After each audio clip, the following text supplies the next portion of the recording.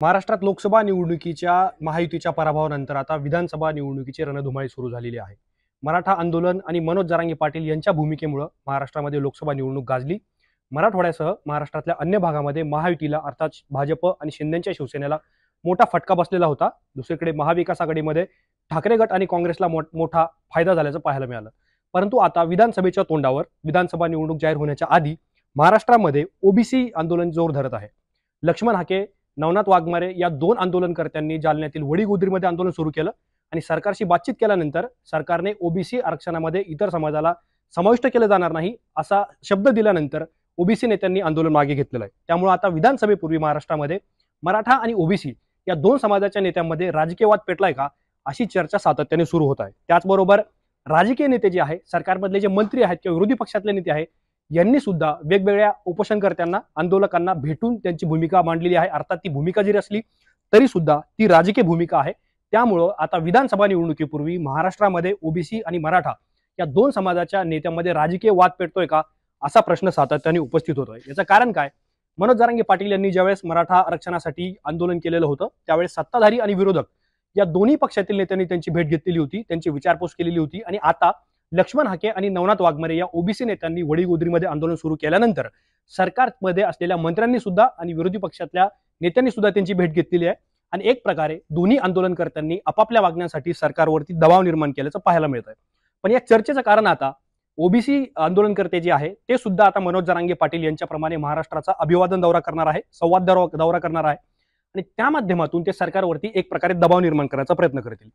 सरकारने जो शब्द दिला की आम्ही ओबीसी आरक्षणामध्ये धक्का लागू देणार नाही आरक्षणाला, त्यानंतर लक्ष्मण हाके यांनी अभिवादन दौरा सुरू केलेला आहे। नवनाथ वाघमारे हे सुद्धा त्यांच्या सोबत असतील आणि त्यानंतर आता त्यांचा जो शेड्यूल आहे, त्यांचा जे वेळापत्रक आहे हे सुद्धा आपल्याकडे आलेलं आहे। 26 जून 2024 म्हणजे आज लक्ष्मण हाके जालन्यामध्ये होते। त्यांनी छत्रपती शिवाजी महाराज, डॉक्टर बाबासाहेब आंबेडकर, महात्मा गांधी आणि अण्णाभाऊ साठे या जालन्यातील चारही महापुरुषांच्या पुतळ्याला अभिवादन केलं। त्यानंतर ते उद्या 12 वाजता जिजाऊंचं जन्मस्थळ असलेल्या सिंदखेड राजामध्ये जाणार आहे। त्यानंतर पोहरादेवी जे यवतमाळमध्ये आहे, अत्यंत महत्त्वाचं धार्मिक स्थळ आहे, तिथे सुद्धा ते सायंकाळी 7 वाजता जाणार आहे आणि तिथे ते मुक्काम ठोकणार आहे।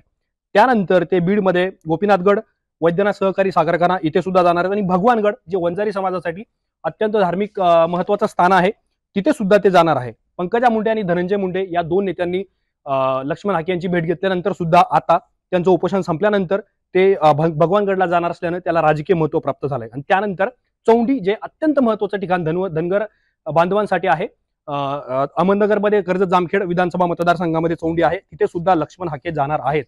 आता लक्ष्मण हाके यांचं आंदोलन सुरू झाल्यानंतर जे सरकारमधले मंत्री आहेत छगन भुजबळ, जे सातत्याने मनोज जरांगे पाटील यांचं आंदोलन सुरू झाल्यापासून भूमिका मांडतायत, जरांगेंना विरोध करतायत। छगन भुजबळ या मंत्र्यांनी सुद्धा लक्ष्मण हाकेंची भेट घेतलेली होती। धनंजय मुंडे जे सध्याच्या सरकारमध्ये मंत्री देखील आहेत, पंकजा मुंडे ज्या बीडमधून लोकसभेला पराभूत झाल्या, गोपीचंद पडळकर जे भाजपचे विधान परिषदेचे आमदार आहे आणि ओबीसी नेते प्रकाश शेंडगे जे पूर्वीपासून आंदोलन करतात, या सगळ्या नेत्यांनी जरांगेंच्या विरोधात भूमिका घेतली। परंतु लक्ष्मण हाके आणि नवनाथ वाघमारे यांची वडीगोद्रीमध्ये जाऊन भेट घेतलेली होती। हे सगळे नेते सत्ताधारी पक्षाचे आहे। त्याचबरोबर विरोधी पक्षामध्ये विरोधी पक्षनेते आणि काँग्रेसचे नेते विजय वडेट्टीवार आणि वंचित बहुजन आघाडीचे नेते प्रकाश आंबेडकर यांनी सुद्धा लक्ष्मण हाके आणि नवनाथ वाघमारे यांची भेट घेतलेली होती। आता या चर्चेचं कारण असं सुद्धा आहे की ज्यावेळेस ओबीसी आंदोलन सुरू झालं त्यानंतर मनोज जरांगे पाटील यांनी जर आमची मागणी मान्य झाली नाही तर आम्ही विधानसभा निवडणूक लढणार असल्याची घोषणा केलेली होती। 288 जागावरती आम्ही उमेदवार उभे करू अशी भूमिका मनोज जरांगे पाटील यांनी घेतली आणि त्यानंतर मराठा संघटनांकडून 100 विधानसभेच्या जागांवरती चाचपणी करण्यात आलेली होती, उमेदवार तिथे शोधण्यात आलेले होते। आता ज्या वेळेला मनोज जरांगे पाटील यांनी उपोषण सुरू केलेलं होतं त्यावेळेस सरकारचं एक डेलिगेशन त्यांच्याकडे सातत्याने गेलेलं होतं, अनेक वेळा गेलेलं होतं। त्यामध्ये गिरीश महाजन असतील, उदय सामंत असतील, संदीपान भुमरे असतील, अतुल सावे असतील आणि शंभूराज देसाई असतील, हे सगळेच्या सगळे सरकारमध्ये मंत्री आहेत। आणि मुख्यमंत्री एकनाथ शिंदे ज्यावेळेस मराठा आंदोलन वाशीमध्ये आलं त्यावेळेस मुख्यमंत्री एकनाथ शिंदे यांनी भेट घेतलेली होती।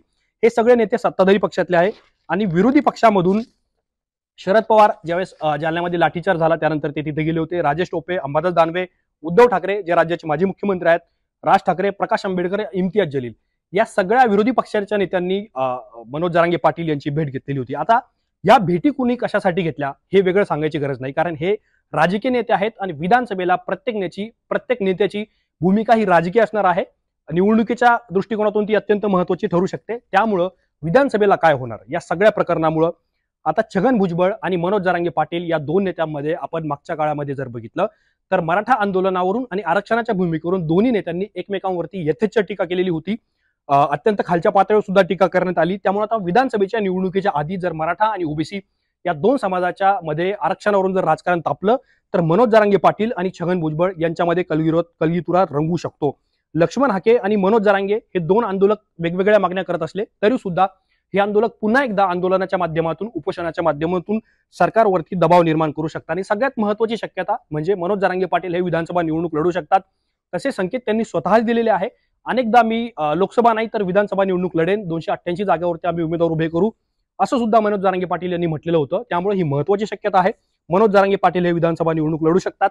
आणि मनोज जरांगे पाटील यांचं आंदोलन सुरू झाल्यापासून, उपोषण सुरू झाल्यापासून आणि ज्यानंतर भुजबळ यांच्यासोबत त्यांची जे कलगीतुरा रंगला होता, एक प्रकारचा आरोप प्रत्यारोपाची फैरी रंगलेल्या होत्या, त्यावेळेस त्यांनी अनेकदा सांगितलेलं होतं की येवल्यामध्ये छगन भुजबळांचा आम्ही पराभव करू. त्यामुळं मराठा संघटना आणि मनोज जरांगे पाटील यांचं जे संघटना आहे यांच्या मागून किंवा थेट मनोज जरांगे पाटील हे येवल्यामध्ये मराठा संघटनांचा एक उमेदवार देऊ शकतात. त्यामुळं छगन भुजबळ यांची अडचण होऊ शकते. लक्ष्मण हाके, नवनाथ वाघमारे आणि प्रकाश शेंडगे जे ओबीसी नेते आहेत ते मनोज जरांगे पाटलांना सुरुवातीपासून विरोध करतायत, ते सुद्धा विधानसभेच्या रिंगणात उतरू शकतात.